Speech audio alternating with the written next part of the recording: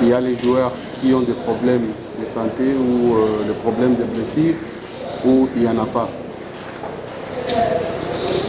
Par rapport aux joueurs de l'équipe nationale? Par rapport à tous les joueurs, parce qu'il y avait les trêves.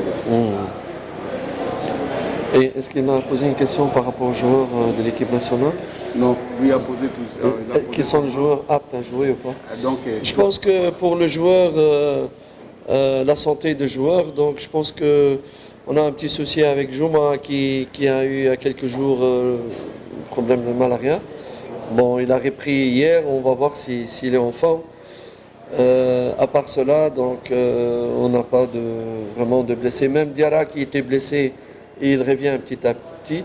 On va décider aujourd'hui si c'est lui qui va commencer ou pas. Sinon, le reste, ça va. Kutokana na swala ya majeruhi baada ya international break, ambaye alikuwa na tatizo kidogo ni Juma Shabani ambaye alikuwa anasumbuliwa na malaria, lakini hivi alhamdulillah anaanza kurudi.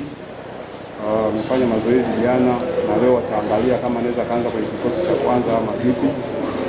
Mwingine ambaye alikuwa majeruhi ni Diarra, lakini anaendelea vizuri na pia ameanza mazoezi pamoja na wengine.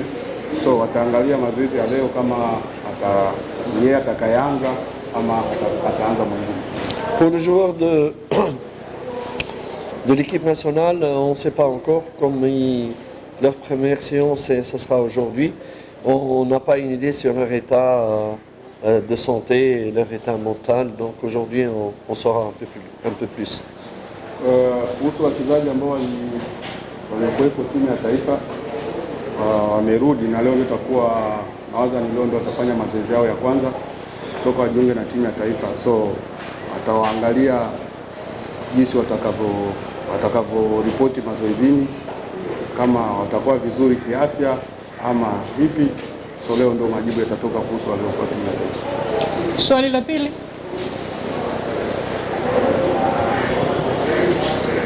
Swali la pili kwa coach.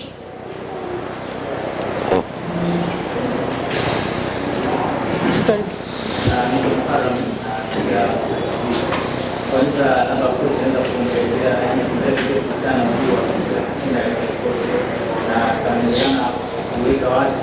Tuzungumzie kuelekea mchezo wa kesho. Mzee mwalimu kuulizia maswali kuelekea mchezo wa kesho. Swali lingine? Qu'est-ce qu'il dit? No, don't talk about this. No. Subiri, no problem. I know the susceptibility. Il demande si comment vous parlez pour l'arrivée de Toussi là et quel impact il va mener à l'équipe. C'est ça, Dada? Swali jingine. Safi. Swali? Amemaliza? Okay, karibu.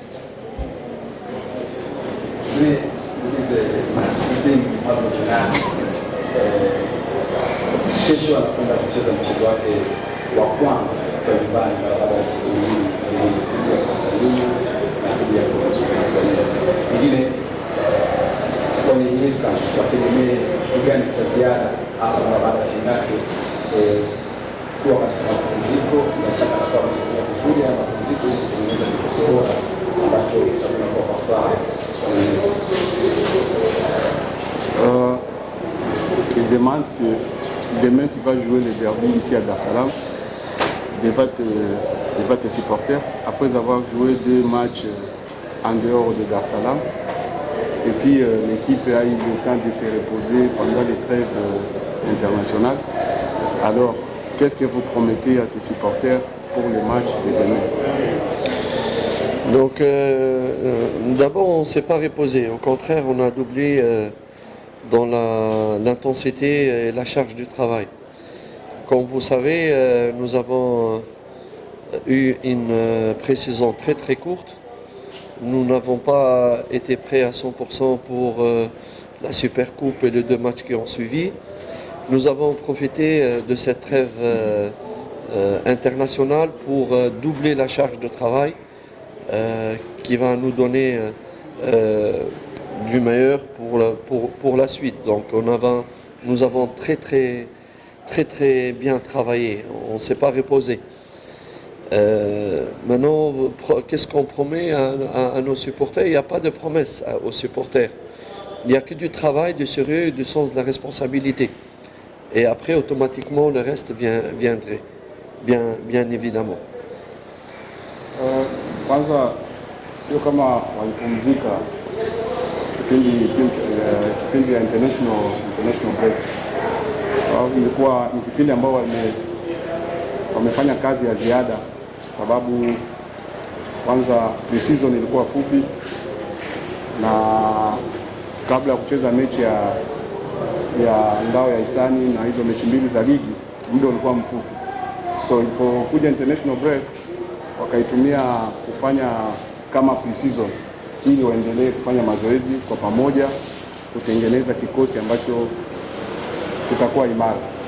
Na kuhusu mashabiki, ahadi ambao wanaweza kawaidi ni kusema wanaendelea kufanya kazi kwa bidii ili kutengeneza kikosi ambacho kitaleta matokeo mazuri mbeleni. Swali la mwisho. Karibu. Yes. Tumecheza mchezo miwili na wewe tunarejea nyumbani. Tunaiona Yanga ya msimu mpya ikienda unbeaten mpaka mwisho wa safari kwa namna ambavyo wao ushindani kwenye soka. Il a déjà joué des matchs en dehors de Dar es Salaam. Est-ce que tu vois les Yanga de cette année déterminés sans perdre comme les Yanga de l'année passée, compte tenu de la compétition, de la concurrence que vous venez de voir du championnat cette année? Je pense qu'on n'a pas ça dans notre tête. C'est que ce qu'on a dans la tête, notre principe, c'est d'être très très sérieux pour chaque match, d'être humble, d'être responsable vis-à-vis au club, vis-à-vis des supporters du club, vis-à-vis du comité du club, parce que c'est une grosse responsabilité. Notre objectif chaque semaine, c'est de regarder, de prendre chaque match qui arrive avec énormément de sérieux et tout faire, tout préparer pour qu'on puisse gagner le match qui arrive. Et on prend chaque fois match par match, sans laisser les joueurs un peu tomber ni dans l'euphorie, ni dans l'autosatisfaction. Et c'est comme ça, on n'a pas de plan sur le long terme, toujours du sérieux. Et c'est ce qu'on essaye de mettre dans la mentalité des joueurs. Et c'est ce que je vois actuellement vraiment chez mes joueurs, c'est qu'ils ont vraiment le sens de responsabilité. Kwanza malengo ni kufanya vizuri, na ili kufanya vizuri inabidi kufanya kazi ya ziada. Kitu ambacho anachokiona ni kuambia wachezaji kujituma, kujitolea na kutokulewa sifa. Inabidi ina maana kujishusha. So kwa jinsi anavyoiona ligi, so lazima kwenda unaandaa mechi baada ya mechi, sababu hakuna mechi ambayo ni ndogo, mechi zote ni kubwa. So lazima uandae ili upate matokeo, na utakapoandaa vizuri mechi zako lazima utapata matokeo mazuri. Ila kusema kama malengo ni ile kusema moja kwa moja tunaenda kwenye unbeaten bila kuandaa timu, sio hivyo. So lazima waandae mechi baada ya mechi. Mwisho kabisa, zungumza na washabiki wa penzi wa soka wa NBC Premier League, hasa hususan wa Yanga, na waahidi nini hapo kesho? Pour la dernière chose est de parler avec les supporters, les amoureux du football, les supporters de Yanga, les supporters de NBC Premier League. Qu'est-ce que vous les promettez pour le match de demain? Vraiment, je pense que on s'attend à que ce soit un match très très disputé, très intense. Pourquoi il va être très intense? Parce que Azam a une très bonne équipe, de très très bons joueurs. Yanga aussi, elle a de très bons joueurs. Et il y a eu aussi un changement d'entraîneur chez Azam. Donc il va avoir peut-être une réaction différente, même une organisation de jeu différente à ce qu'elle a été avant. La preuve que je m'attends à un match très intense. J'ai été 2 ou 3 fois voir Azam avec mon ancien collègue pour vous dire à tel point je donne du respect et de l'importance j'ai même été à Zanzibar pour voir Azam, tellement je sais que c'est une équipe très très solide par rapport peut-être aux 3 années précédentes. Et je prends au sérieux tout cela. Et ce qui est sûr que le match va être intense. Il va être spectaculaire et il va avoir 2 buts aussi. Donc, tant mieux pour le football ici en Tanzanie, pour les spectateurs. Et j'espère que Dieu, Allah subhanahu wa ta'ala, va nous aider pour gagner ces 3 points qui ne vont pas vraiment être faciles. Les chances de des équipes vont être à moitié. Ni mechi ambayo itakuwa mechi nzuri ambayo itakuwa na pressure kubwa kwa pande zote mbili, sababu alienda karibia mara 3 kuangalia Azam. Ni timu nzuri, ina wachezaji wazuri.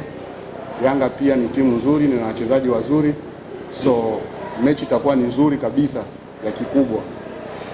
So matokeo hakuna ambaye anaweza kusema matokeo moja kwa moja kusema kama matokeo fulani atashinda fulani atafunga, sababu ni mechi kubwa na ni mechi ambayo ni nzuri, sababu Azamu